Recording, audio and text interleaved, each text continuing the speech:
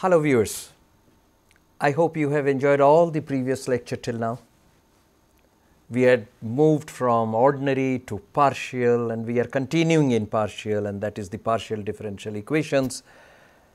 We in the previous lecture have done nonlinear, started with standard 1, 2, 3, 4 to repeat again. We still continue and we will conclude this lecture with a very important thing again known as classification to linear partial differential equations of the second order. We begin like this, and to give you what we aim at doing, at our objective or my intention to talk about. In this part of our lecture, we continue with the nonlinear equation, and to remind you that we have done the concepts and the verification of two standard 1 and 2. We will start with 3. One side we have px, another side we have. So, we start with equation 1. X and p, another function of y and q. P and q carries the same meaning as we started when we started partial differential equations. No change at all. This is the equation 1 with which we are beginning this lecture. As a trial solution, again, this trial solution or tentative solution we have done. This is not for the first time. In all standard 1 and 2, we have done the same thing. So, equation 2 is a trial.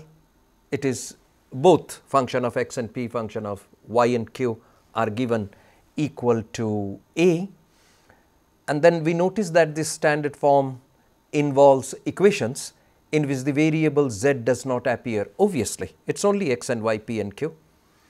What we do is that terms of p and x is separated from q and y. If you look into here, on one side we have only x, p, and side we have.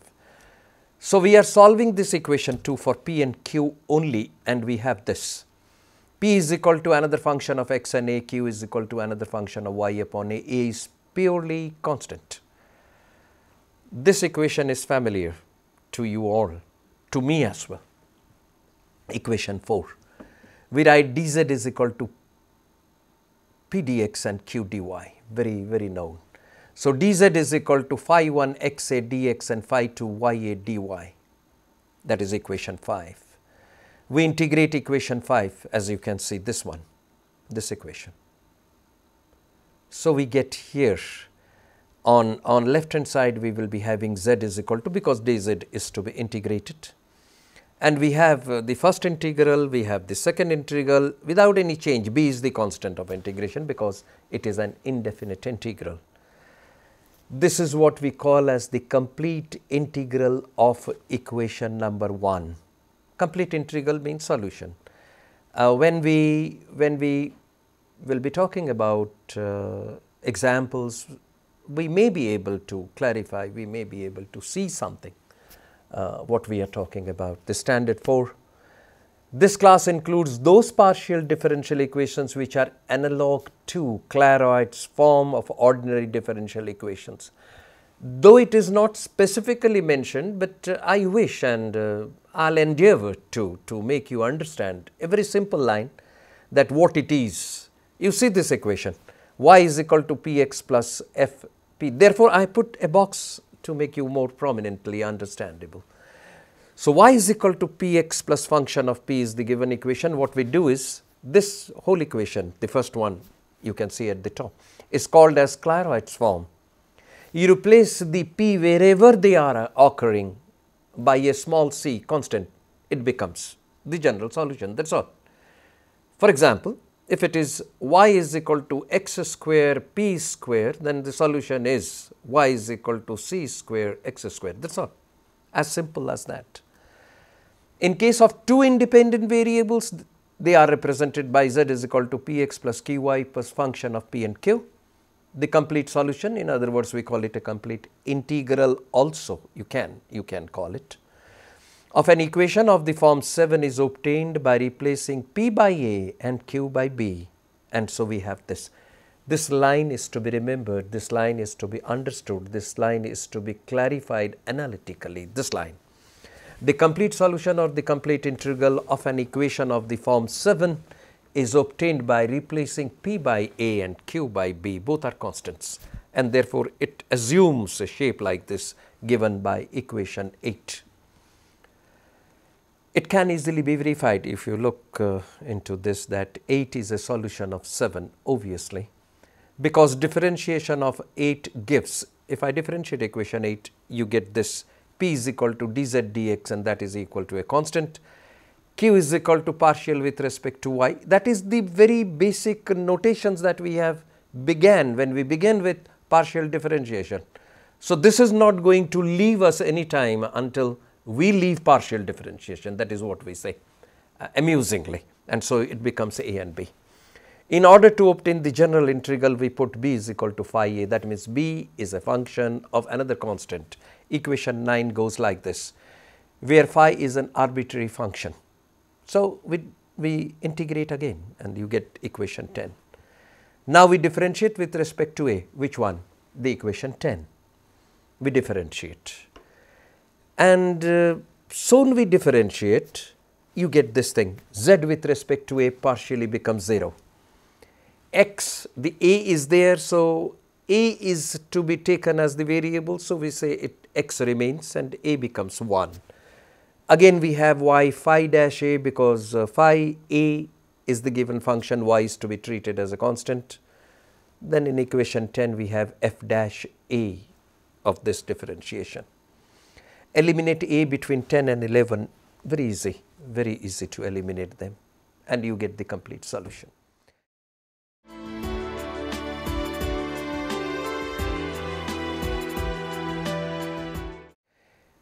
One thing at this point of time I must make clear to you, that whatever simple examples that I could include here is not the only amount of questions that we have. Take any standard book, see some standard forms like the one we have in our lecture, solve another 4 or 5 questions, but I won't advise you to do 100 questions to get yourself practiced for doing this. 5 questions in each section is sufficient, should be sufficient, and must be sufficient to give you the complete picture of the topic which you are doing, because while doing physics or mathematics, it may not be possible for us to spend more time on solving problems. What we need is the basic idea of the concepts. If you learn the concept by heart, if you make each concept properly calibrated, then we can solve examples we can find. As you can see, the problem 1 that I am taking here, this is the question. Once the question is given to me, I must be able to go back to the concept from where it is taken. On the left hand side you have function of p and q, on the right hand side you have only a constant, could have been a 0 also. If I speak of left hand side, in language I will be calling it left hand side is a function of p and q. So, it becomes standard 1. This is the one where, as I have written, or it is written right below, is of the form f of pq is equal to 0, and we know from that concept that its solution is given by this particular result, and that is equal to z is equal to ax plus by plus c. If I make it more legible, we write that it is fab is equal to 0. So, we can write it a square minus b square is equal to 4 simply by putting those values, as simple as that. And if I put the values here, it becomes more easy to make it like the one we have in equation 13. So, b becomes a square minus 4. From 12, the complete integral is given by, remember that it is z is equal to ax plus by plus c is the tentative solution. So, ax, y is there, from 13 I am putting the value in 14, and so it becomes here a square minus 4, c is a constant, purely constant, called as constant of integration later on. To find the general integral or the general solution, we write this, put c is equal to phi a in 14, how you read it. Constant is a function of another constant, and it becomes 15th equation. That is very easy to understand. We take Q further. Take Q is equal to AP. Q is a function of P. Put it in 17, the one in the previous, and you get the value of P clearly.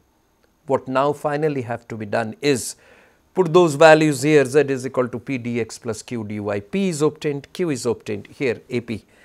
So you get this relation, and dz becomes equal to P dx plus A dy, P being the coefficient, dz becomes like that. This all is obtained from 19. Even if I don't write this line obtained by using 19, you can very well understand that it is replaced by these. So we have dx plus A dy is equal to dx plus A dy. We are making a cross multiplication of equation 20, and we get this result.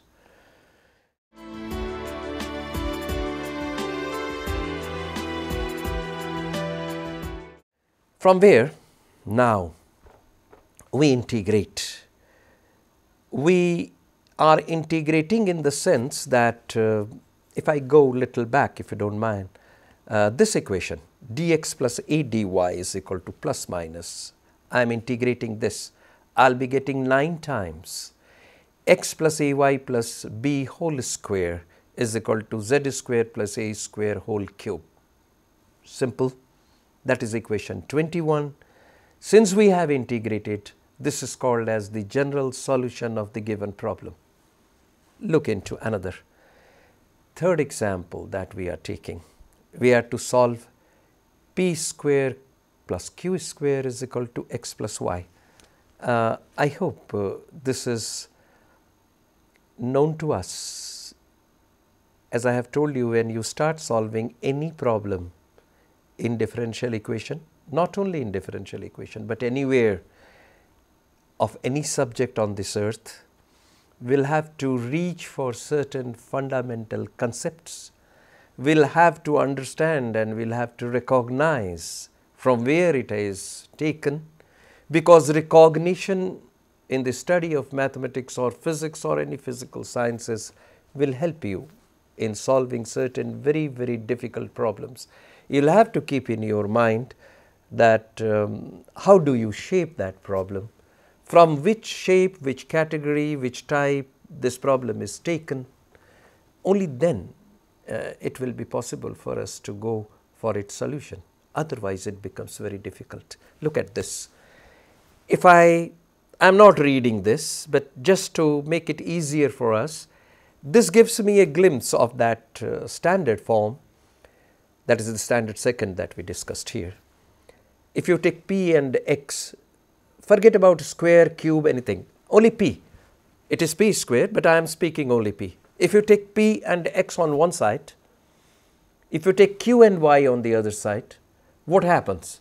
We get that standard function of x and p on one side, y and q on the right hand side, no z appearing. So it goes to standard second or maybe standard third, that what we were doing. So we write, we separate p and x, q and y in one side. Obviously, the equation will become p square minus x equal to y minus q square. Simple transposition of the terms. We suppose p square minus x is equal to a, and also y minus q square is equal to a. Both are constants, a. What then happens is that p and q can be obtained, as you can see. We put this 23 and 24 in this equation, has become now familiar to our eyes. Dz is equal to p dx plus q dy, linear. Once we put this and integrate, you get this result. Integration is very simple. It becomes 2 upon 3 x plus a whole to the power 3 by 2, and then again 2 by 3 y minus a whole to the power 3 by 2. This is what we call as the complete integral. The first part is over. I hope there remains no ambiguity, no confusion about the name nonlinear partial differential equations, nonlinear, and it's a very, very interesting thing which you might have observed, must have appreciated. There are 4 standard forms. We classified each. We learned how they look.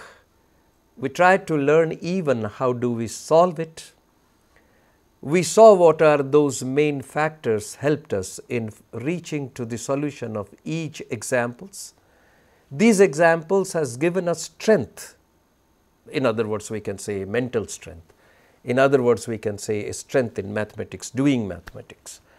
Will make easier for us to solve any kind of problem involving either of these 4 standard form, any it comes.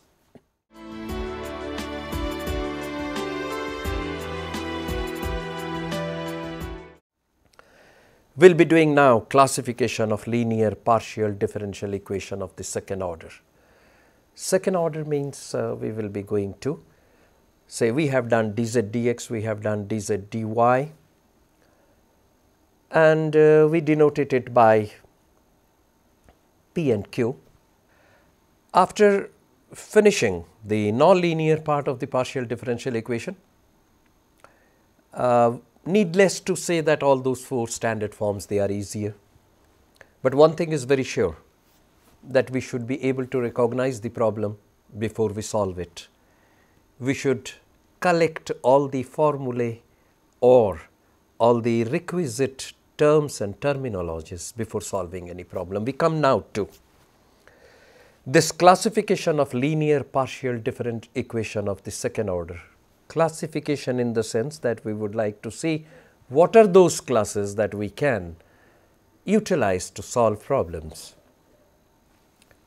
First, the definition that we are doing.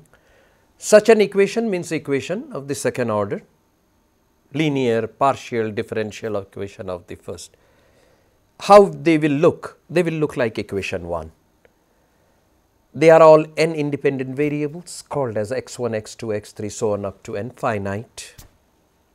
They can be written as this 2 summations. One varies from I is equal to 1 to n, another varies from j is equal to 1 to n. Coefficients are aij. The first term is d2u dxi dxj, and dxi dxj are 2 as we have seen in partial derivatives. The second term is I is equal to 1 to n, coefficient is bi, and the last term is a constant and the function u, that is equation 1 with which we begin. aij, bi and c are either constants or functions of x1, x2, x3 up to xn. I must make it an underline to make you understand that aij, bi may be constants or may be functions of these x1, x2, x3. There is a notation I am using here. Instead of writing all these big things, what I do is that I used delta I, and in the second line you can see delta I, delta j to denote these 2 things. I varies from 1 to 3 up to n in both the cases. The first is ddx of I and the second is d2 dxi dxi. The operator is considered like this. Operator phi, we will make this to operate on certain things, so it is called as an operator. This is the shape given in equation 2. This is valid for all real values of delta I, positive or negative. Delta I, as we have seen in equation 3 and equation 1 with which we have started. At a point x1, x2, xn, this line is to be read very clearly. I take you a little back here to equation 1, and with this in mind we come back again to equation 2, and after 2 we read this line again. At a point x1, x2, x3, x4, so on up to xn, we call that equation 1 3 names. The first, we call it either elliptic, we call it then parabolic, we may call it hyperbolic.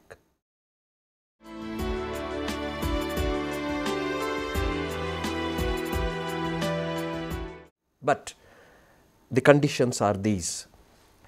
The equation 1 will be called elliptic if this function phi or this operator phi written in equation 2 is positive for all real values of delta I, and it reduces to 0 only when this delta i's means delta 1, delta 2, delta 3 are all 0. We call it elliptic.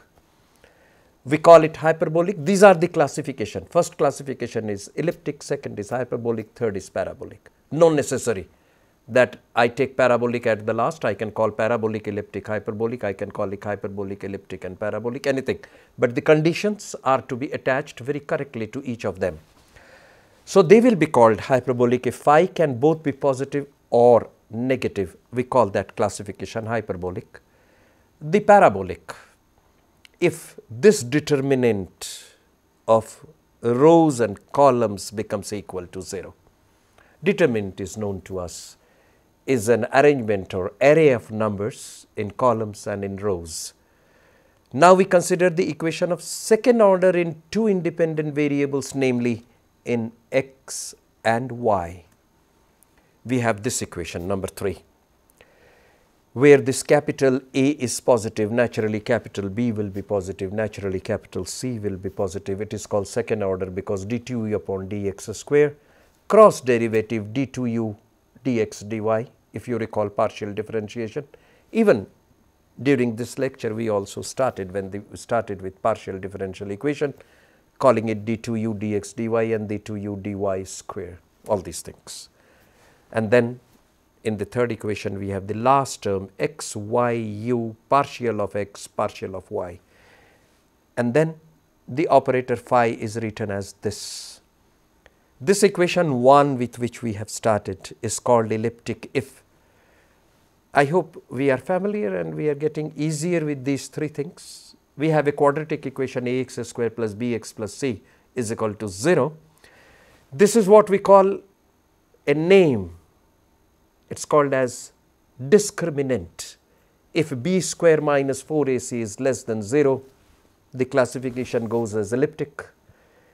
If it is greater than 0, as you can see, the discriminant b square minus 4ac, it will be called hyperbolic.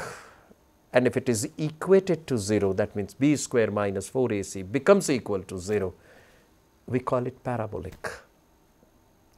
Finally, we are taking couple of examples will make it very clear that how these three names are given under the condition. Look at problem 1.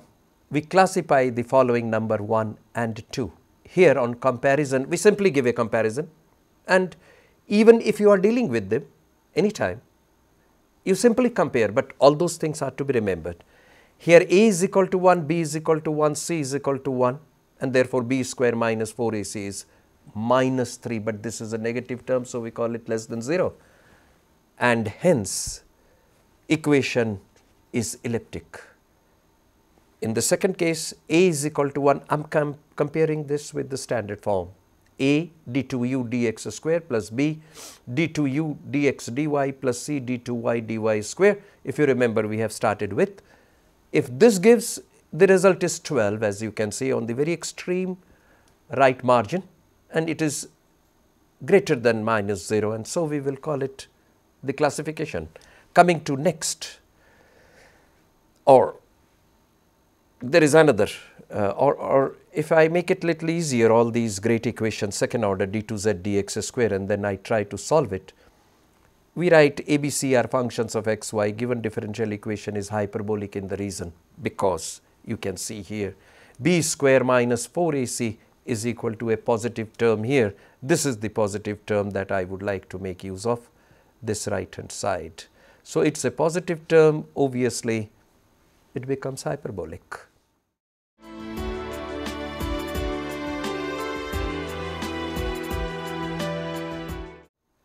What we have done is now we have packed up everything. We have concluded all partial differential equations of nonlinear type, classification and everything. We have dealt with all those 4 beautiful standard forms. We have studied nonlinear. And now what remains is to study the application. That is a later part of it. But this gave us a very interesting conclusion. What we have done is we did partial differential equation of the second order, with which we have started maybe about in the preceding lectures. In this, what a beautiful thing, an application of geometrical concept is included, though we have not been able to give that geometrical diagram or figure here, but all these classifications made us to know how a differential equation will be called elliptic, hyperbolic or parabolic. Very interesting, and under these conditions in all further applications we can continue to write all these important cases therein. We will now proceed with the applications of these equations. Thank you. Thank you for your attention.